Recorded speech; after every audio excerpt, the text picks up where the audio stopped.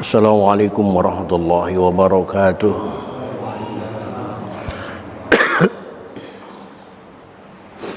Alhamdulillahirabbil alamin. Wassalatu wassalamu ala asyrafil anbiya'i wal mursalin. Sayyidina wa habibina wa syafi'ina wa maulana Muhammadin wa ala alihi wa ashabihi ajma'in. La hawla wa la quwwata illa billahil aliyyil azim. Amma ba'da. Qad qala ta'ala fi ayatihil karim. A'udzu billahi minasyaitonir rajim. Bismillahirrahmanirrahim. Wa ma khalaqul jinna wal insa illa liya'budun. Shadaqallahul azim. Bapak-bapak segenap jamaah dan pengurus Masjid Jami Nuruddin, bil khusus yang hadir ta'lim pada malam ini, yang saya hormati dan yang saya muliakan, mudah-mudahan dengan bertaklim kehidupan kita mendapat kemuliaan dari Allah Subhanahu wa taala. Amin. Puji serta syukur mari kita panjatkan kehadirat Allah. Salawat serta salam mari kita satu sanjungkan kehadiran Rasulullah Muhammad sallallahu alaihi wa alihi wasallam. Hadirin rahimakumullah, kajian kita pada malam ini melanjutkan metodologi fikih dengan kitab Fathul Qorib atau yang tayang di layar sebagai syarahnya, yaitu kitab Tawsykh, yang pada malam ini di kitab yang Bapak pegang di halaman 122 baris ke-4 dari bawah, baris ke-5 dari atas ada kalimat wasadisa asyara at-taslimatul ula. Silakan dicari dan perhatikan, dan kita buka saja ta'lim ini dengan sama-sama membaca Ummul Quran, yakni surah Fatihah. Saya berharap kepada Allah Subhanahu wa taala semoga dengan asbab membaca Fatihah Allah berkenan mengampuni dosa dan kesalahan yang pernah kita lakukan di masa lalu. Amin. Terutama untuk kedua orang tua kita, keluarga kita, saudara-saudara kita muslimin dan muslimat yang sebagian besar mereka sudah ada di alam barzakh. Semoga diampuni semua dosa dan kesalahannya oleh Allah dan terima amal ibadahnya oleh Allah Subhanahu wa taala. Dan untuk kita yang masih hidup dengan niat akan selalu hadir di majelis taklim, Allah mudah-mudahan Allah berikan kepada kita panjang umur yang disertai dengan sehat wal afiat, dihiasi dengan rizki yang luas, hati yang lapang, guna untuk bekal ibadah kita kepada Allah Subhanahu wa taala. Bisa seperti Rasulullah wa bi barakati mu'alif hadzal kitab wa bi sirril Fatihah. A'udzu billahi minasyaitonir rajim. Bismillahirrahmanirrahim. Alhamdulillahirabbil alamin. Arrahmanir rahim. Maliki yaumiddin. Iyyaka na'budu wa iyyaka nasta'in. Ihdinas siratal mustaqim. Shiratal ladzina an'amta 'alaihim ghairil maghdubi 'alaihim waladdallin.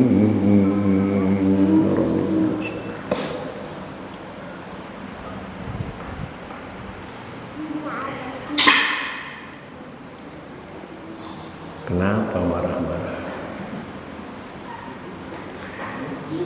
Bismillahirrahmanirrahim. Wasadisa asyara,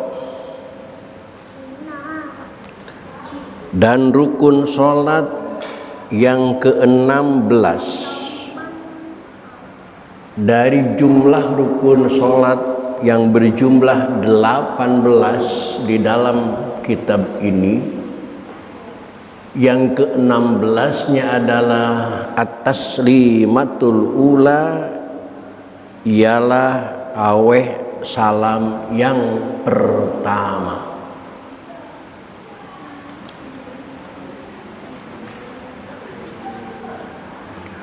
Wayajibu, dan wajib iqa'us salami, melakukan mengucapkan lafaz salam halal qu'udi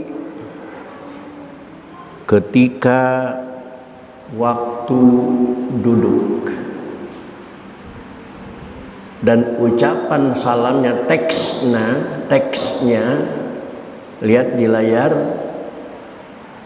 ilantihai mimi alaikum, sampai masuk ke huruf mim alaikum, assalamu alaikum. Tidak cukup dengan assalam, tidak, tapi harus assalamu alaikum. Itu teksnya.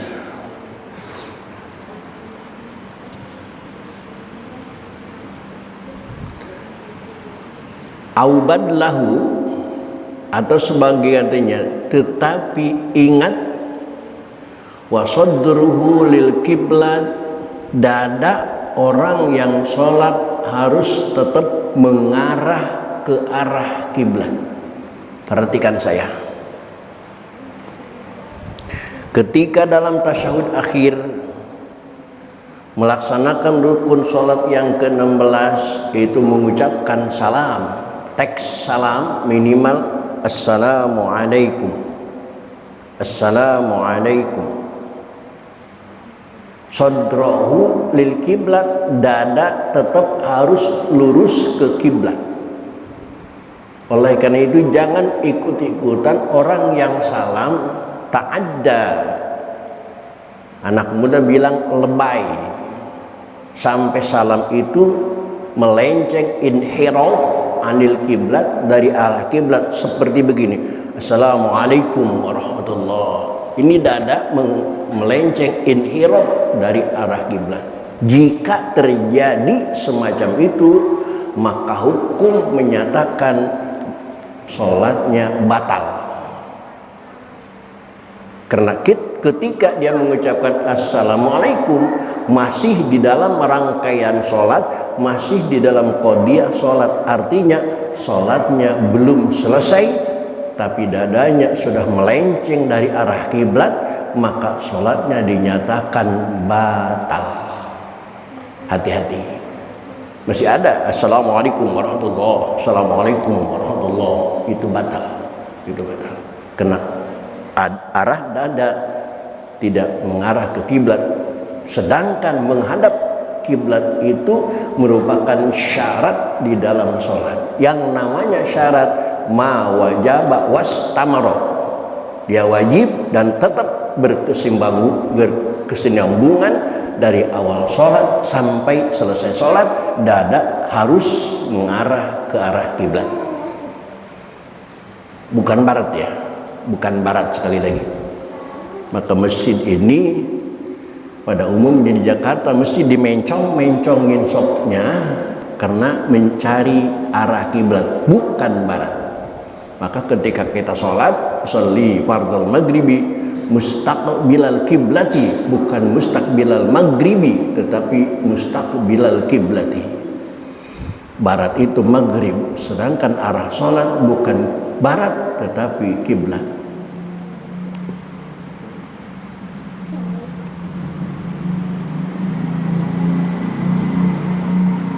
Lihat di layar kembali. Wa tushtaratul muwalatu, dan disyaratkan nyambung bainas salam wa alaikum, antara ucapan salam dengan alaikum. Assalamu alaikum, tidak boleh terputus mualat seperti assalam alaikum, itu nggak boleh, tidak boleh. Disyaratkan adanya mualat baina salam, antara kalimat salam wa alaikum, dan antara kalimat alaikum harus mualat. Wa alla yazida au yanqusa ma yughayyirul makna, dan tidak boleh ditambahi assalamualaikum atau dikurangi sehingga penambahan dan pengurangan kalimat assalamualaikum sampai merubah makna, itu tidak boleh. Umpamanya ada orang yang membaca bukan assalamualaikum, dia baca assalam pakai shin, itu tidak boleh. Kalau mungkin pakai shin jarang, tetapi alaikum, ainnya tidak boleh diganti dengan alif. Assalamualaikum itu tidak boleh, karena itu yughayyirul makna. Alaikum bukan alaikum, dan alaikum bukanlah alaikum.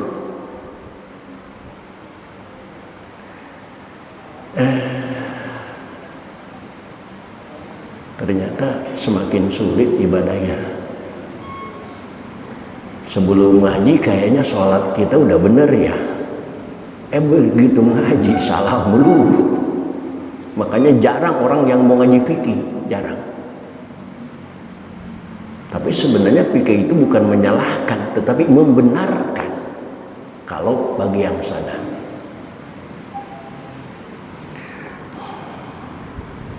Wa aqalluhu, dan sedikit-sedikitnya salam itu assalamualaikum, ialah membaca assalamualaikum marrotan, hanya satu kali.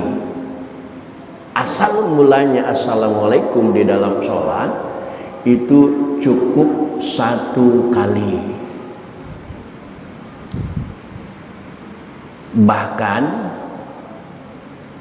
lihat di layar, walau ma'adamil tifati, walaupun tidak disertai nengok kanan, itu sudah sah sholatnya. Jadi nengok kanan dan kiri itu cuma sunnah saja. Oleh karena itu saya gambarkan tadi, jangan sampai nengok kanan dan kiri membawa dada, karena sunnah bisa membuat batal yang rukun. Bahkan mungkin di sini baru kita baca malam ini. Faqad shahha, hadis yang sahih mengatakan, annahu, bahwasanya Nabi Muhammad SAW kana yusallimu, Nabi Muhammad setelah sholat beliau uluk salam marratan wahidatan, cuman satu kali, tilqa wajhihi, ke hadapan wajahnya. Nabi Muhammad mencontohkan salam dalam sholat itu cukup dengan assalamualaikum warahmatullah, tidak nengok kanan dan tidak nengok kiri, itu pun cuma satu kali dilakukan. Ini hadisnya sahih. Tilqa wajhi itu kalau ukuran minimalis. Kalau ukuran akal, yang penting sah. Namun yang sempurnanya adalah wa akmaluhu, dan yang lebih sempurnanya adalah assalamualaikum warahmatullah, ialah lafaz assalamualaikum warahmatullah.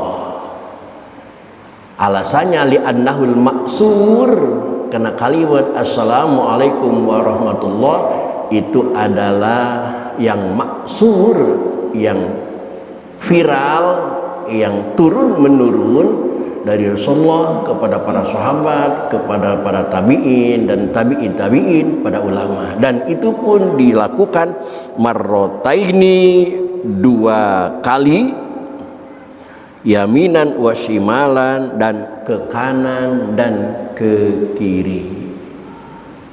Yaminan, ke kanan marrotan fil ula, salam yang pertama, washimalan, dan ke kiri marrotan fisaniyati,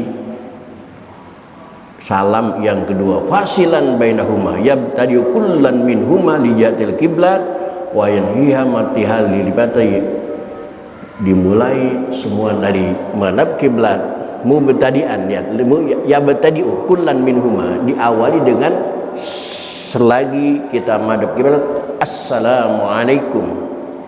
Assalamualaikum, ketika wajah kita masih menghadap kiblat, ya tadi ukulan minum liajid kiblat. Assalamualaikum warahmatullahi. Assalamualaikum warahmatullahi. Nah ini juga banyak yang tidak sesuai kitabnya. Ada orang Assalamualaikum warahmatullahi, salam, nengok dulu baru salam. Atau ada yang Assalamualaikum warahmatullahi, gitu kan? Assalamualaikum warahmatullahi. Padahal yang dianjurkan ya bertadiu dimulai kullan min umaliyatil kiblat, dari arah kiblat, wa yunhihima, dan selesaikan ma'anti ahal tibat sampai mentoknya nengok Assalamualaikum warahmatullahi. Mentoknya nengok begini, dan pada kalimat warahmatullah kalau kita baca salam yang sempurna.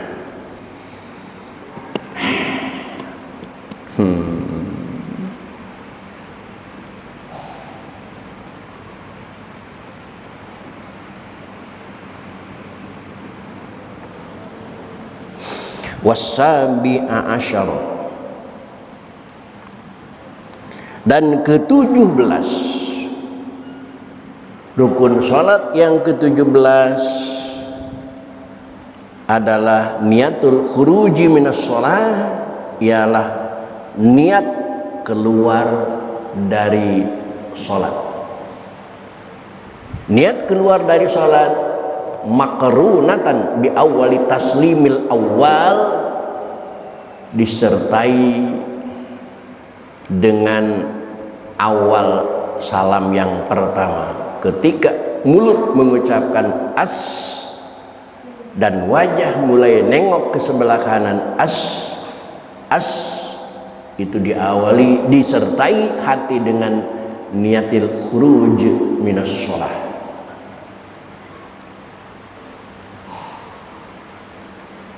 Wa ila batalasi salat.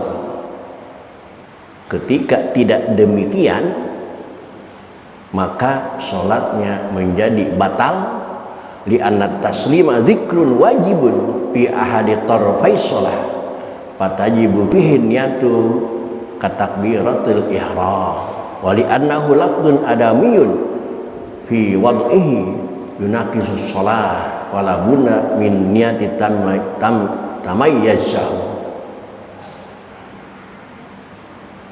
Tetapi niat khuruj dari sholat jarang dilakukan oleh kita.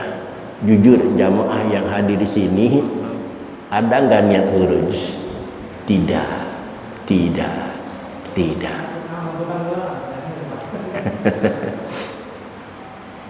Dan kabar baiknya pengarang kitab ini mengatakan wahada, dan kaul ini yang menyatakan rukun yang ke-17 itu niat khuruj minas shalat, wajhun marjuhun, adalah kaul marjuh. Marjuh itu yang diungguli oleh kaul yang lain. Berarti kaul ini lemah karena diungguli oleh kaul yang lain. Kaul yang lain itulah yang mu'tamad, yang sahih, yang menang.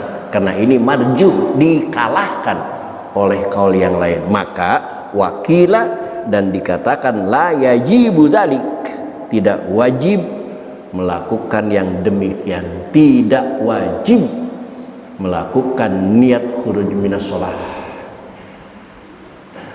Qiyasan ala sairil adaj walitasawin ka tahrim li annahu fa'ala yaliku fi'lun yaliku bihin niyat wa taslim tarkun wa li anna niyat as-sabiqah mansuhadatun ala jami' salat wa min jumlati salat as-salim al-awwal. Karena yang namanya niat itu, lihat di layar, li anna niat, yang disebut niat itu hubungannya taliqu bil mubasyarah, hubungannya dengan akan melakukan, mulai melakukan itu identik dengan niat. Selesai itu tidak ada niat selesai. Selesai itu selesai dengan sendirinya aja, tidak mesti diniatin.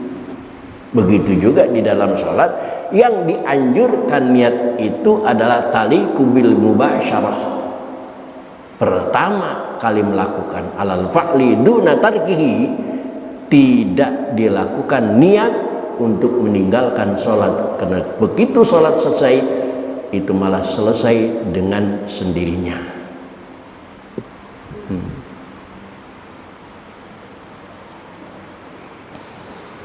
Wasamina asyara, dan ke-18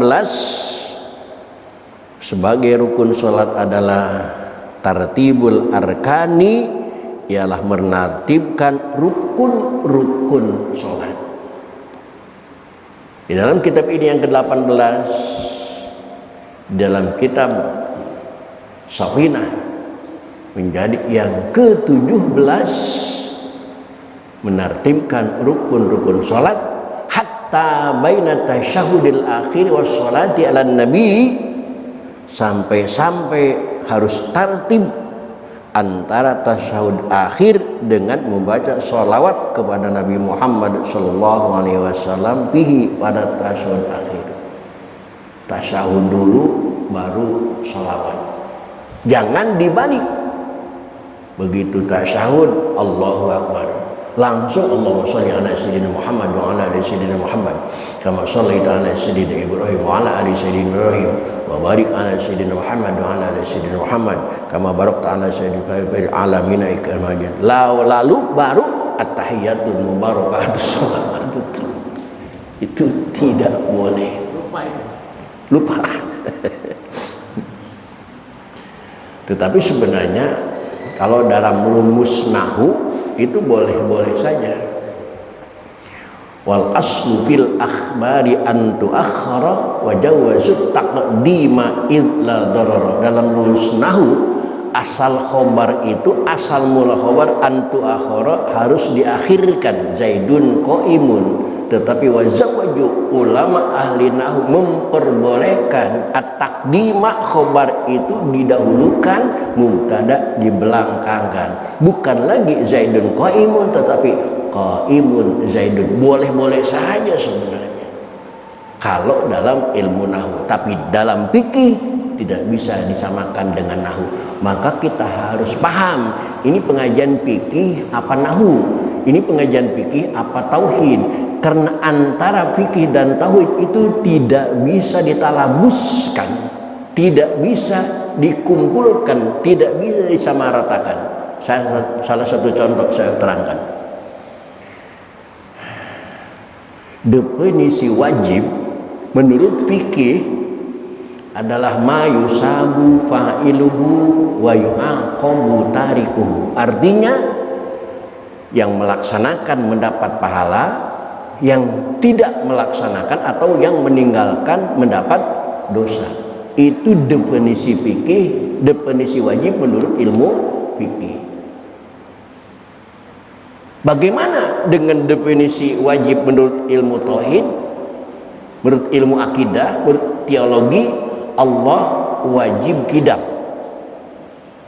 Berarti kalau Allah nggak kidam, Allah dosa, gitu. Sama-sama wajib. Allah punya sifat yang wajib 20 sifat. Di antaranya wujud, kidam. Berarti kidam bagi Allah itu sifat yang wajib. Kalau Allah enggak kidam berarti Allah dosa. Lalu yang nyiksa Allah itu siapa? Makanya jangan ditalabuskan antara fikih dan tauhid, antara fikih dan nahwu dan lain sebagainya. Semua punya fan, semua punya aturan.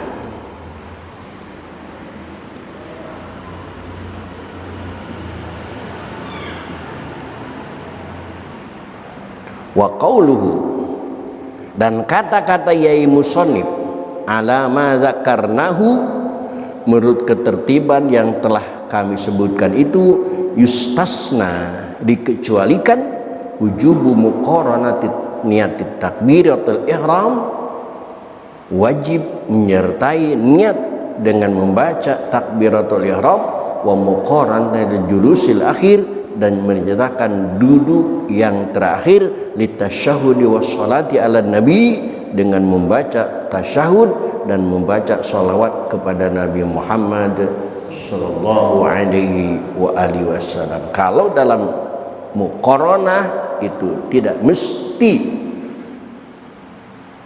tartib seperti tartibnya tahiyat dan sholawat. Hadirin kaum muslimin rahimakumullah, inilah rukun terakhir yang ke-18 sebagai rukun sholat yang tertera di dalam kitab ini. Ke depan pelajaran kita menarik yang sering ditanyakan oleh jamaah ketika setelah selesai ngaji ngopi di depan. Banyak pertanyaan-pertanyaan dari jamaah, sebenarnya bukan pertanyaan rukunnya, bukan pertanyaan fardunya, tetapi pertanyaan-pertanyaan yang bersifat sunnahnya sholat.